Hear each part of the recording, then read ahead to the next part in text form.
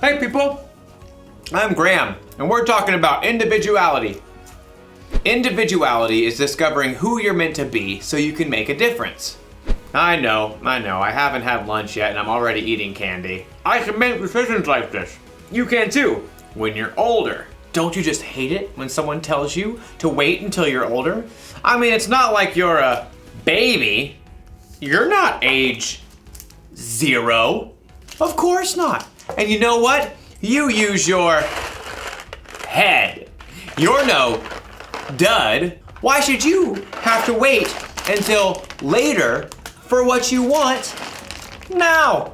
There's got to be a better way. Well, in today's story, we'll learn about a young man named Timothy and his mentor, Paul. Why shouldn't Timothy be able to make a difference even though he's young? Well, it turns out there's just no reason. I don't think that's spelled the same. See you when you get back. The Bible. It's 66 books of history, stories, letters, and poetry that fit together to form God's one big story. The epic adventure of how He created us and loves us so much that He made a way to rescue us. As we travel through the Bible, from Genesis to Revelation, we discover people who met God and found their lives changed forever. Now, for an amazing story, inspired by the book of 1 Timothy, chapter 4, verse 12. Timothy of Lystra must have felt like he lived in two worlds. His mother, Eunice, and his grandmother, Lois, both were Jewish and believed in the one true God. Hear, O Israel, the Lord our God, the Lord is one. Hear, O Israel, the Lord our God, the Lord is one. But Timothy's father was Greek and likely not a believer. Just work hard and be a good man, son. That's what really matters. Okay, Dad.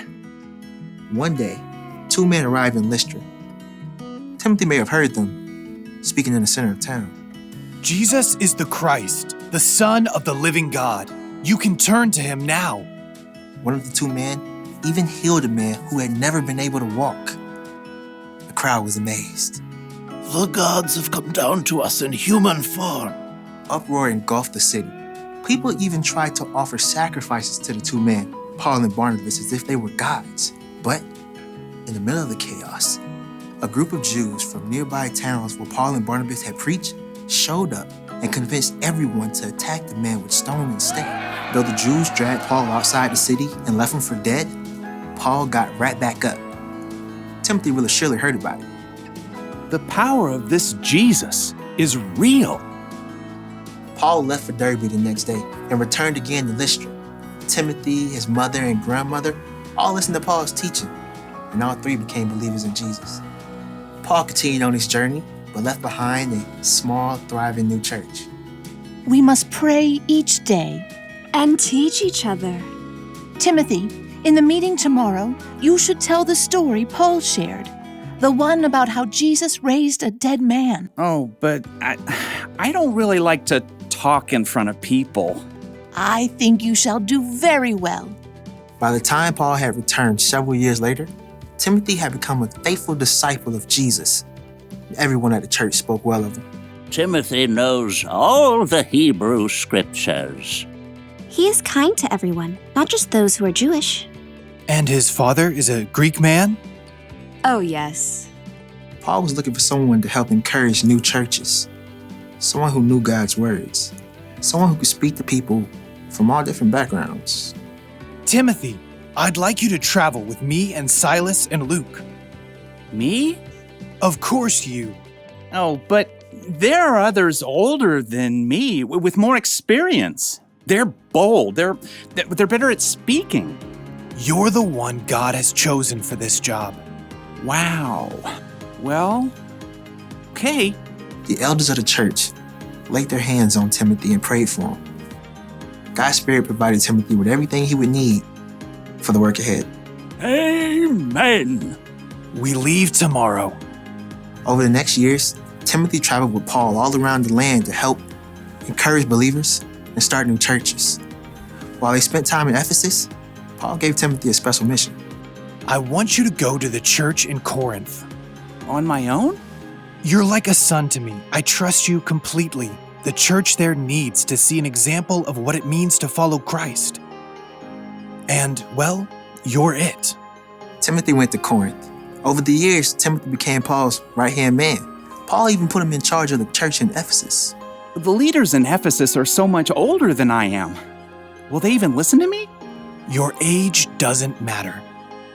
As Timothy settled in Ephesus, Paul wrote him letters to encourage him. Don't let anyone look down on you because you're young. Set an example for the believers in what you say and how you live.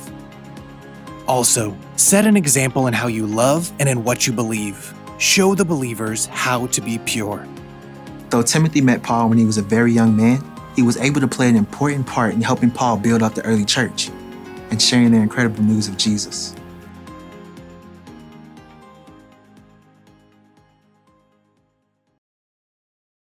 When Timothy was still a young man, the Apostle Paul wrote him a letter. In the letter, Paul wrote, "Don't let anyone look down on you because you are young. Set an example for the believers in what you say and in how you live." You know what that means? You don't have to wait until you're older to make a difference. You could be an example for other people right now by how you live your life. When a friend is feeling down, you can help them find joy. You can make peace when you see two people fighting, and you can tell them to stop. By spreading God's love to the people around you, you can actually point others to Jesus. He's a real lifesaver. So here's the one thing to remember today. You can make a difference right now. Whether you're a junior or as old as 100, you can choose to be an example and make a difference, no matter what. Now, to eat all this candy. Not really. I'm no dud either. I'll see you next time.